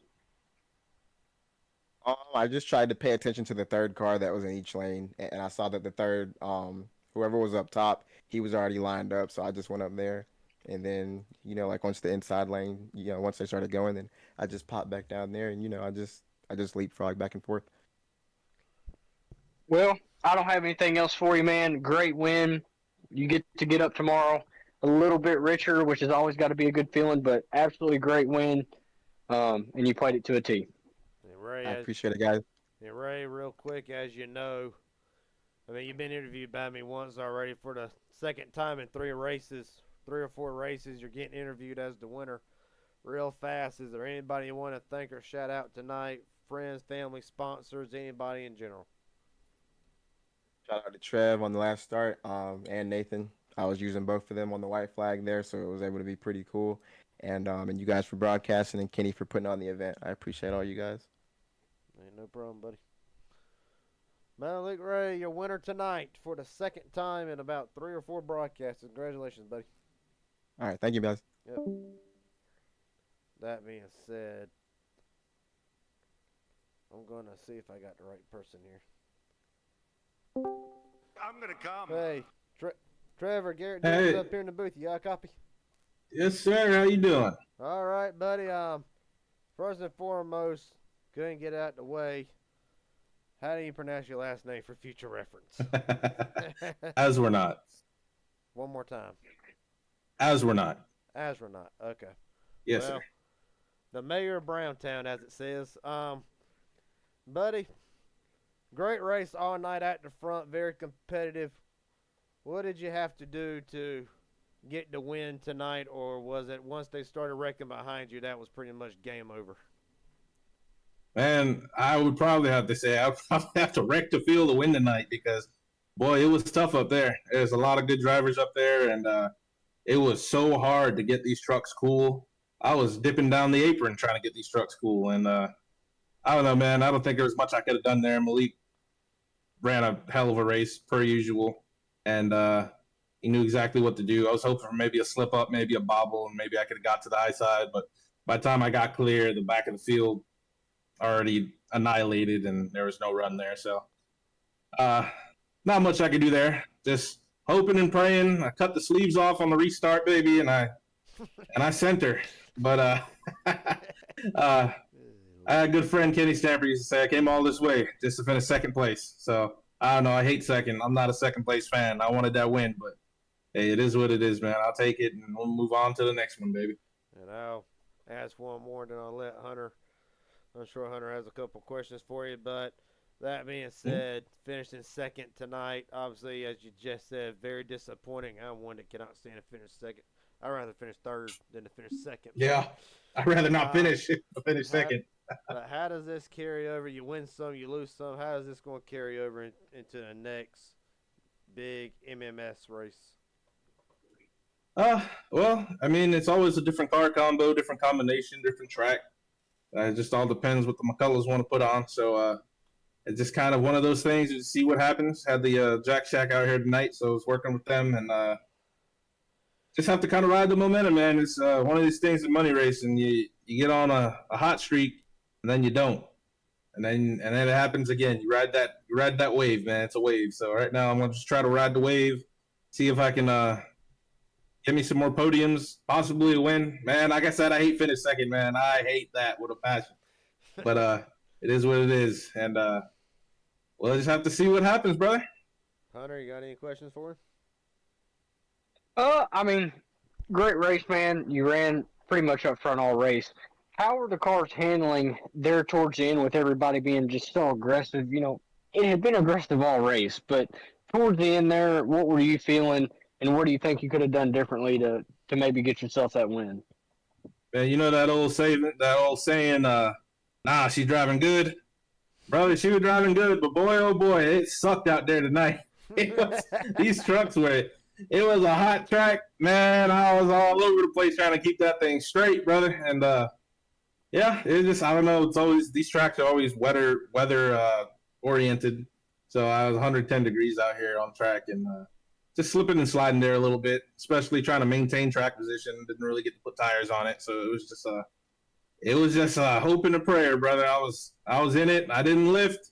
I ain't lifted on the last lap, and that's all what I could do. And if I had to throw a block or something, hey, they better pray that we make it through because either I'm going out and I'm taking them with me. But yeah, man, they drove pretty all right. It was definitely a little bit different to handle just with the high track temps, and we were just trying to make it to the end, and that's what I did. This man, I hate finishing second. Great race, man. Like you said, I would hate to finish second too, but you could take this podium finish and turn it into momentum. I don't know where you finished in the previous races, but second's not a bad finish to get a good streak going there. But hopefully with this, you've learned a little bit. You can build on it, and hopefully next week you're in victory lane. Hey, I plan on coming up here with you guys next week, so we'll have to see what happens, brother, or probably tomorrow. I don't even know when Kenny puts up these races, whenever he broadcasts them. So hopefully the next time I'll be up here with you guys in the race. Hopefully drinking a couple libations with y'all up here in the booth.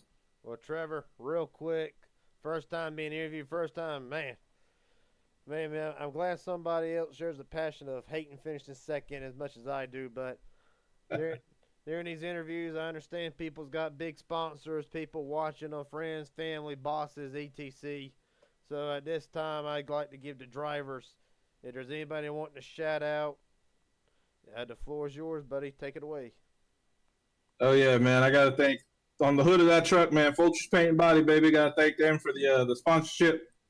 Gotta thank the Jack Shack, man. We were out here tonight. We were out here swinging, trying to get the Jack Shack a rocking, baby. Trying to get that thing going, and we had Jared up there. I think he finished 5th, so I think he's in the money in the 7. So yeah, I gotta shout out the boys, David, Jared, Chase, me, especially me for finishing 2nd, and gotta thank you boys for putting on the show, man.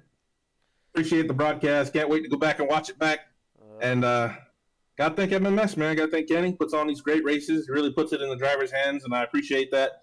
So, hey, man, I just is on to the next one. Go ahead and go crack open a cold one, sit back, relax before I go to bed, and wait for tomorrow. Yes, sir, buddy. Hopefully everybody did enjoy the broadcast tonight. I understand there's a little bit mistyped in the name, but got it squared away. Trevor, buddy, look forward to having you in the booth next week or next time we go live here, buddy. Congratulations. Hell of a drive, buddy. Yes, sir. Thank you. I appreciate y'all. We'll catch y'all later, man. All right, buddy. Let's see. Kenneth McCullough's doing the after race review.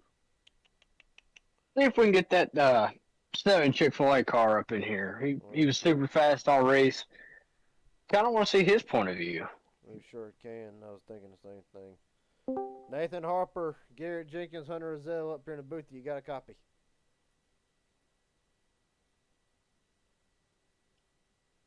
Try this one more time here. Garrett Jenkins, or Nathan Harper, Garrett Jenkins, Hunter Rozelle up here at the booth. You got a copy, buddy?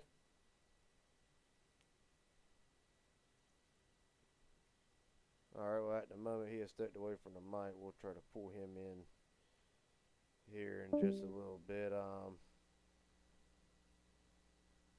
I will tell you this. I will pull in this driver. That will be the driver of the 39, Daniel Falkenham. See what his take on tonight was. Daniel Falkenham, Garrett Jenkins, Hunter Rozelle up here in the booth. You got a copy, buddy? Oh, hello, gentlemen. How we doing? We're doing good, buddy. First off, if I ain't mistaken, I'm talking to the same one that's been on NR Night in America, Moon Car, and all that. Finally, a pleasure to meet you tonight. Get the interview. Hey, it's my pleasure. My pleasure, man. Well, buddy, up and down night for a lot of drivers, but one can say that you were at the front the majority of the night. Was there anything you felt like you could have done different to maybe secure the win tonight? Really, the only other thing I could have done is on the restart prior, probably try to jump up to the second lane once I immediately cleared it and try to get the top rolling so I could have some sort of advantage right there, but I didn't. Try to keep the bottom rolling to see if it would eventually come back my way. But on the final restart, if we just didn't have the field wreck behind us where it killed the entire top smo, we could have probably had a better chance at it. But unfortunately, just cars just weren't in our favor in the last couple of restarts, unfortunately. But I mean, other than that, we got what we could. There was a little bit of contact coming to the line right there, but we kind of navigated all that. We still got a top 5 out of it, so can't complain too much considering deck was heavily stacked against me on that last restart. Yes, sir, buddy. Real fast. The intensity a little bit off the chains right from the get-go. Other than that, fairly clean. But do you feel like there was at some point earlier in the race, probably about 25 or so to go, do you feel like some of the pushes and the aggression? Because we had drivers all over the place that seemed like saving it. Do you think maybe just a little bit too early to start pushing it, or is about 20, 25 to go is when drivers need to start putting themselves in position to make a move towards the end? Yeah, it got crazy there, especially like throughout the whole race. But nearing like the second half of the race, that's your time when it's really time to go, because like I said, with how good these people are, it's really track position is really hard to come by. So at that point, people were really starting to get set to try to make their way toward the front and also get ready for the last pit stop. Because after that last pit stop, it's a race to the finish, and with how good everybody is out here, it gets really hard to really pass or to try to make up ground because everyone's got all the lanes clamped down and everything. So. Nah, I can understand like how aggressive everyone gets because that's pretty much how you have to race if you're going to stay up front and whatnot. But yeah, other than that, it gets crazy. It always gets crazy no matter what kind of race we do, whatever vehicle, whatever track it is. So it is fully understandable when it comes down to that point. Hunter, you got any questions? So the junior throwback, correct? Yes, I was in the Dale Jr. Amp Energy number 88 car. Absolutely beautiful throwback. I have not seen that car for forever. Great race by you, man. Towards the end there, you put yourself in a good position. And like you said, if the top line hadn't got killed there, may have been able to put yourself in a better position. Like I've told everybody, great race. Everybody raced real good, real clean. What do you think you could have done differently to put yourself in a better position to, maybe get the win in this race? Yeah, kind of like what I just mentioned earlier. Just if the kind of the outside lane on that last lap didn't get wrecked and that didn't kill our Mo, if they could just all kept it together right in line and had maybe one more push to maybe advance all the other positions, or I could have just maybe played the second to last restart better to where I got clear of the top lane. I probably could have just got up immediately, raced it out right there. But yeah, many things you do different when it comes down to the end of these things. But at the end of the day, we didn't wreck, so we think we got to stay ahead of all that mess. Yeah, great race, man. At these plate race tracks, it's really hard to stay out of trouble, especially when you got money on the line. They're going to be more aggressive. So, kudos to you for staying out of trouble all race. You ran out front there for the most part. It was exciting to watch you, especially in that paint scheme. Brought back a little childhood memory there. But great race, man. Hopefully, you can take this momentum and move on to the next, and hopefully, we'll be interviewing you for the winner part of it. Yep, appreciate you guys putting on the broadcast. Appreciate Kenny, who does all he does, putting those races out. Also, shout out to Nathan, Merck, and Matt Lee, who I was working with during that race. I thought me and Nathan had something there at the end, but we, of course, just circumstances didn't play in our favor. But glad we could all still get some decent finishes up there. And yeah, thanks to everyone who come out and race. Thanks to everyone who came and watched the broadcast. All right, buddy.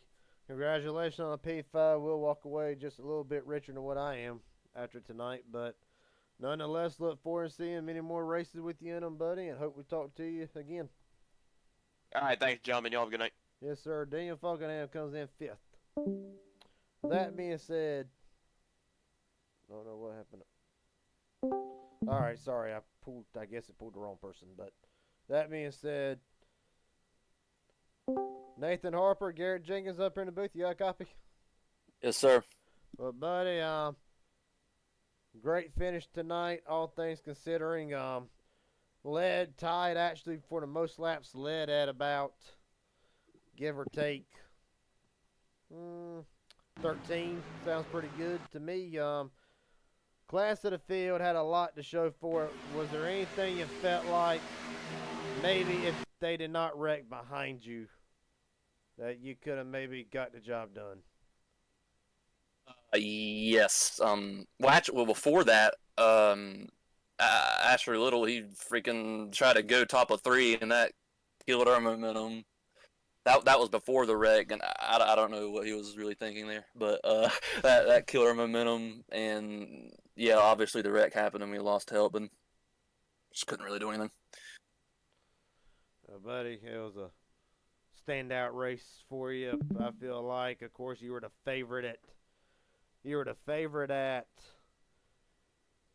Daytona on Sunday night. Led a lot of the race there. Unfortunately, it just came undone. How does these last two result? How does that kind of affect you going into the next MMS Money Racing League events here? I mean, I don't really think about it too much. It's just a part of it, money racing. I mean, you got the guys who consistently finish up front, and I feel like I'm knocking on the door on that because I'll be on fire one week and then the next week I'll be on a cold spell. Like I gotta do it like I don't know 3 weeks in a row. But I don't really think about it. I mean, it's just a clean slate every race. It's just a brand new start, so I don't. It doesn't really affect how I hit into the next race. But if I finish good though, I mean, I got momentum. I just still don't think about it though. If I ain't mistaken, you're in the last spot to get a payout, if I'm not mistaken. But Hunter, you got any questions for the man? Yeah, you were my pick to win the race. Beautiful paint scheme. I was really hoping you could have pulled one out there. You were my pick. But, we knew you had a fast car. You started on the pole there, served your black flag 1 or 2 laps in, and then went a lap down, got your lap back, started back at the field, and you drove your way back to the front. So we knew you had a fast car. How are you going to take this finish and go forward? I know you had said that you kind of hit a cold spell. What are you going to do to get yourself out of that cold spell and continue to build on these finishes? Obviously, 6th is probably not where you wanted to finish, as good as your car was, but to walk away from Talladega with a 6th place finish and to stay out of trouble all race, that's a pretty good finish. So what are you going to do to carry this momentum forward and get out of that cold spell? Well, for starters, don't get black flagged. That would help.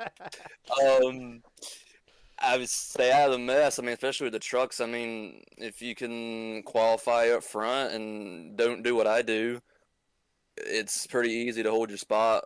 It's so stalematey. Especially the trucks were hot the night. Like you were pushing for a lap, and next thing you know, you had to back off. The temps were getting hot. That was a lot of what.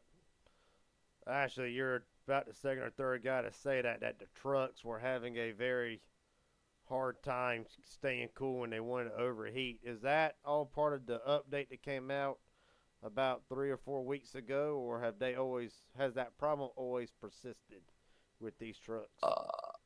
Well, I think the update, but I think it was what the weather was set at. So it was 110, I think, is what they said earlier. So it was really hot.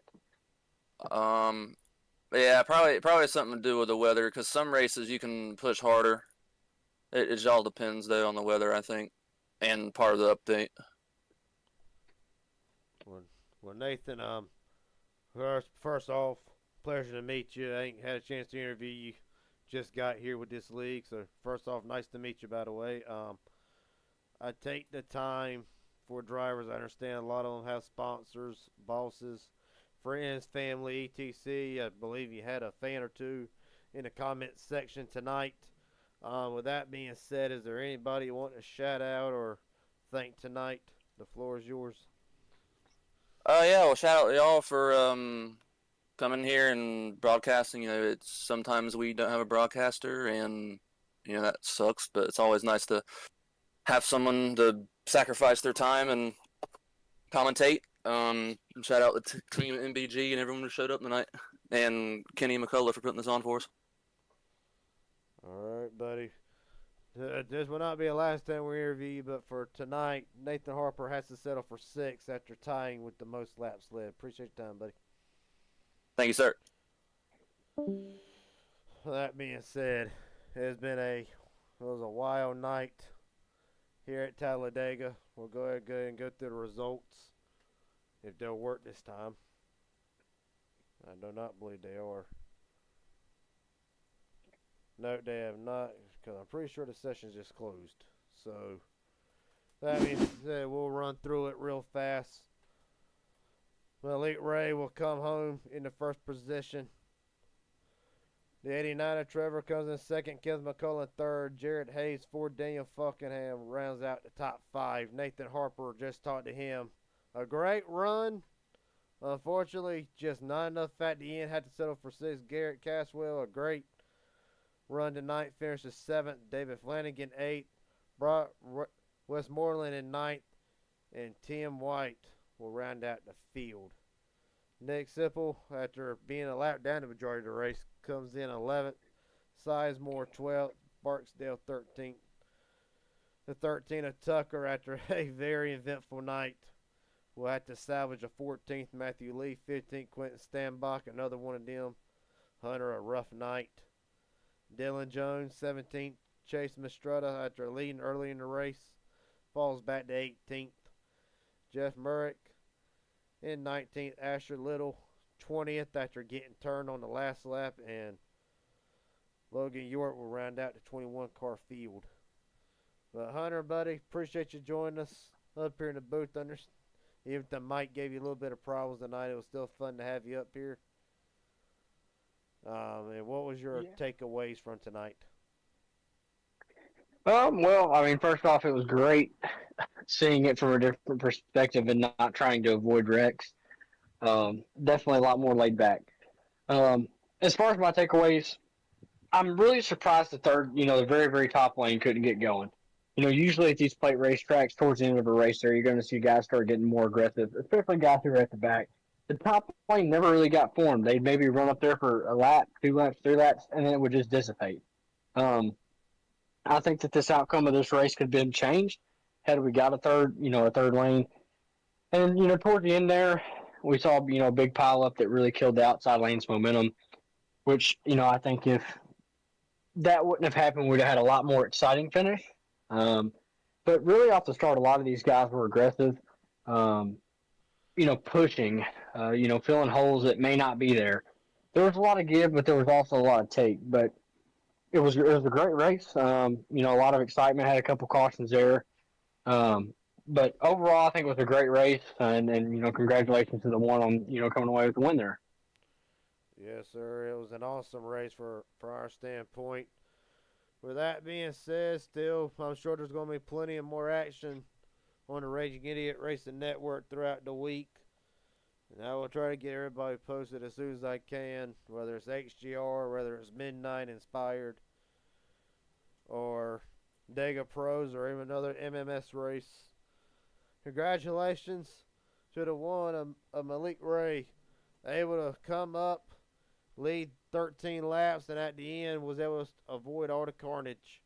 With that being said, Garrett Jenkins, Hunter Rozelle, appreciate everybody tuning in, having a blast tonight, watching some of the best restrictor plate racers go head to head, and we look forward to seeing what the rest of the week has in store for us. Until then, everybody have a good night. Stay safe.